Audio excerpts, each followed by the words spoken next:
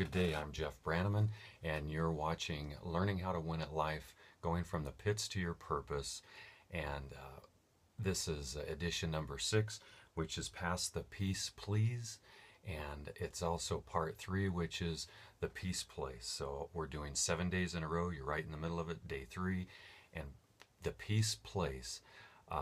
Deanna and I, we live in Sedona, Arizona, which is known for its red rocks, and people think there's powers in the red rocks, and one in particular is Bell Rock, where people sit on it and think they can find peace and nirvana and everything else on that red rock, and many others in our area. So the question today is the peace that we can truly have, is it outward peace, if I start there with outward peace?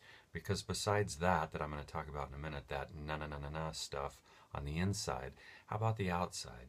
You see, because many of us in the world go after peace through just busyness and activities and things like that in the world, thinking that that's going to keep us in a state of peace. But then there's others of us, kind of like where I mentioned those that are interested in the power of the red rock, supposedly, that they have.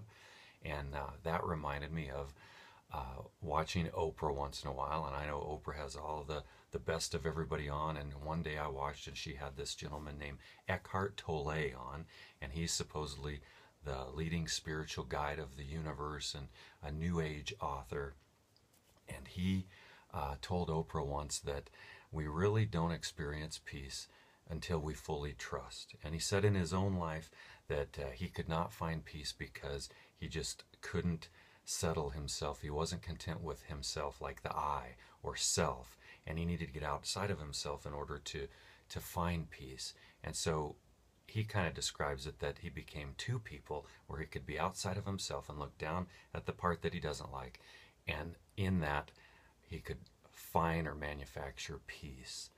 And the big difference from the world, whether it's trying to do that inside peace like Eckhart's talking about, or outside peace that I mentioned with busyness and activities and things like that, we all try to manufacture it basically. But God, He gives another view of peace and the peace place, and Christians get it another way. We can talk about this inner peace or inside peace. You see, if I tell you a story about Jesus in the Bible, especially in Luke, I think Luke 8, it's where Jesus is with his disciples and he says, hey, get in the boat, we're going to go to the other side. Well, Jesus decides to take a nap as it's floating across the lake, and then a storm hits and it's all scary, and the apostles are scared and worried, and they wake Jesus up and say, help, help. And he basically calms the storm and says, where is your faith?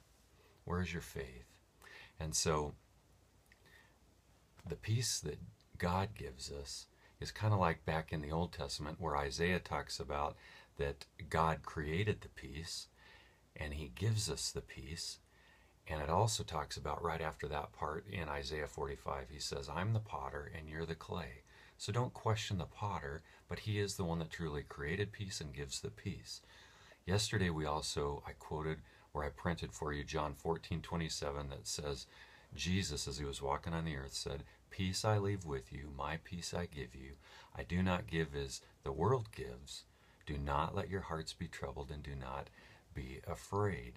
So the question some of us might be asking is it really possible to have peace and be calm in the inside when everything around us is raging? And the answer really is yes. Experientially in my own life, I can say yes, because peace is the presence of God and not the absence of trouble.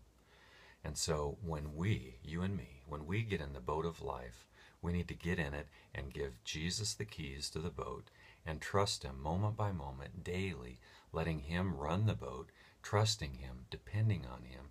And it's like that's when and where you're going to really taste real peace. It's like Jesus is saying, guys, I'm not, am I not with you? Am I not with you? You know, we doubt that, I think, when we start to journey with Jesus, and we need to learn experientially that he truly has everything under control.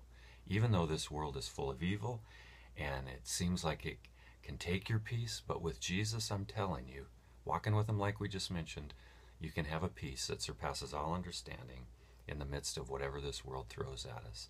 It's a tying together, really, our soul and our spirit, so it's at rest through a person.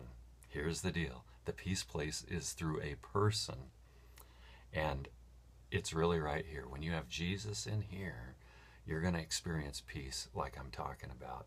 So I say try him. You'll not only just like him, you'll love him.